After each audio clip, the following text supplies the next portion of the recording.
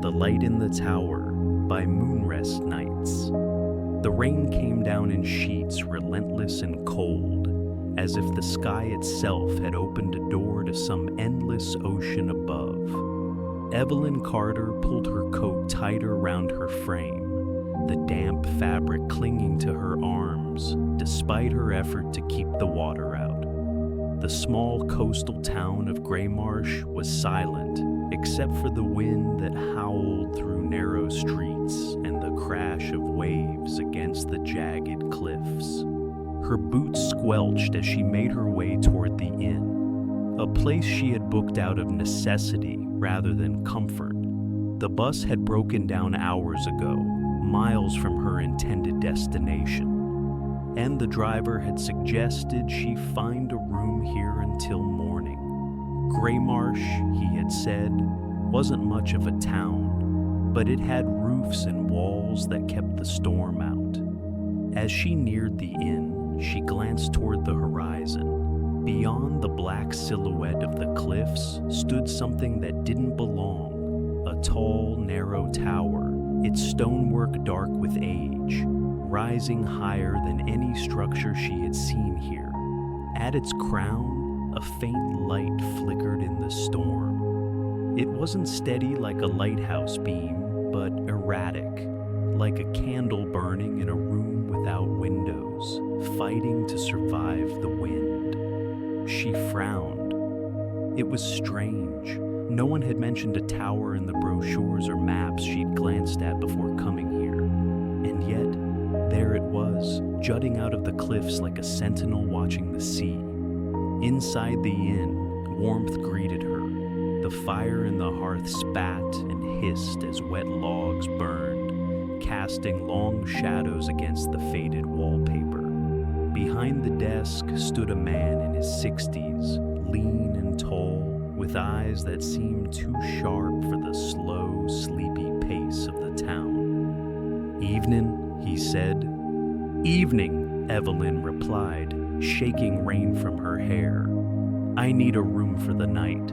The bus broke down." He nodded, sliding a brass key toward her. His fingers lingered on it for a moment too long. "Room 3. Keep the window shut. The wind off the cliffs is brutal."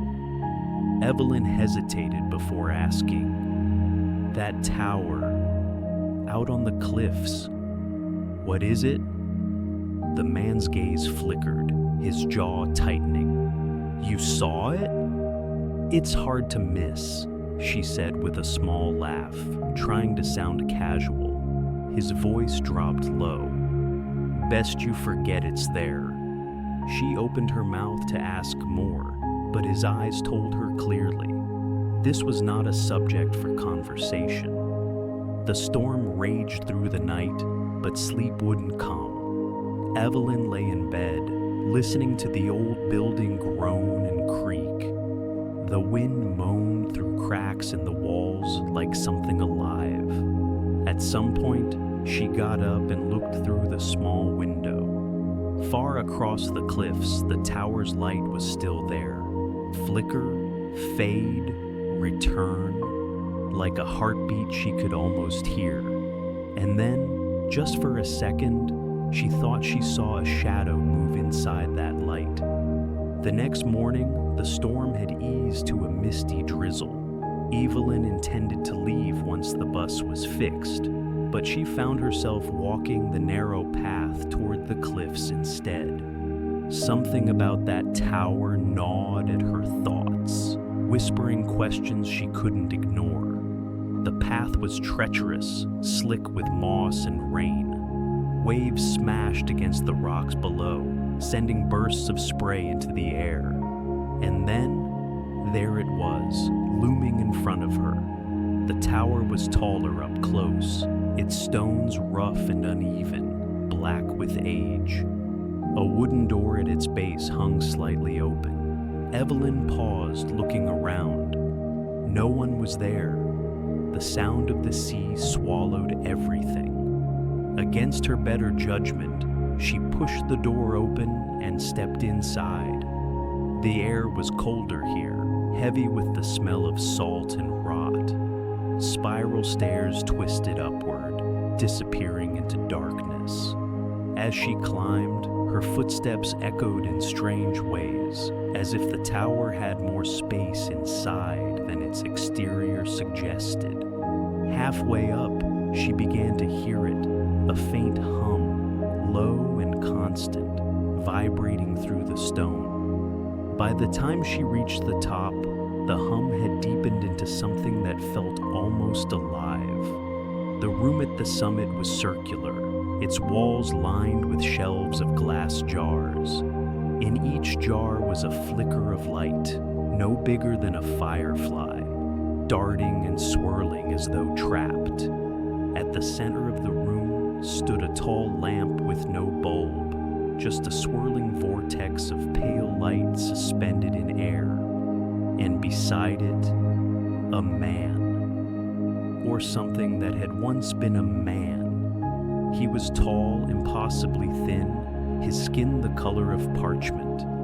His eyes glowed faintly, and when he spoke, his voice was a whisper inside her mind. "You've come," he said. "I thought you might." Evelyn stumbled back. "What is this? Who are you?" "I am the keeper," he said simply. "These are the souls of the lost.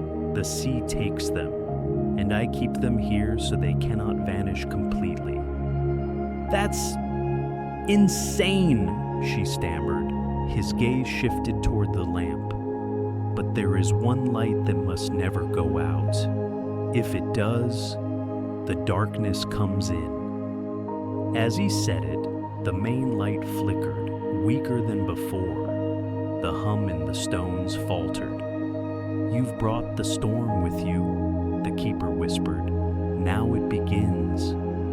Before Evelyn could speak, the walls seemed to stretch, the shelves warping and bending. The jars rattled violently as the wind outside roared, and somewhere below, the tower's ancient stones groaned like they were being pulled apart. The keeper reached for her hand. "Help me keep it lit," he said. But when his fingers touched hers, Evelyn felt something cold and ancient seep into her bones. She yanked her hand away, backing toward the stairs, only to find the doorway gone. The tower had sealed itself, and then, from the shadows between the jars, shapes began to move, thin, angular things with eyes like pinpricks of white light. The keeper's voice grew urgent. "Do not look at them directly. They are the ones the light holds back." The hum faltered again. The lamp's light dimmed further, and Evelyn realized, with a cold weight in her chest, that if the light went out, there would be no leaving this place. It was unclear how long she fought to keep the light alive, feeding it with whatever strange ritual the keeper instructed. But the night seemed endless. Shapes in the dark scraped along the stone, whispering her name. The wind outside became a voice, calling her toward the open window. But she didn't go. When the first pale line of dawn touched the horizon, the light steadied. The shapes faded back into the shadows. The keeper looked at her with something like sadness. "You've kept it for now, but the storm will return, and when it does, it may be your turn to stay." The next thing she knew, Evelyn was standing at the base of the tower, the morning sun warm on her face. The door was shut behind her, and when she looked back, there was no tower at all. Only empty cliffs and the restless sea. She never returned to Greymarsh, but sometimes, late at night, she swore she could see a faint flicker far out over the waves, calling her back. Good night, and sleep well.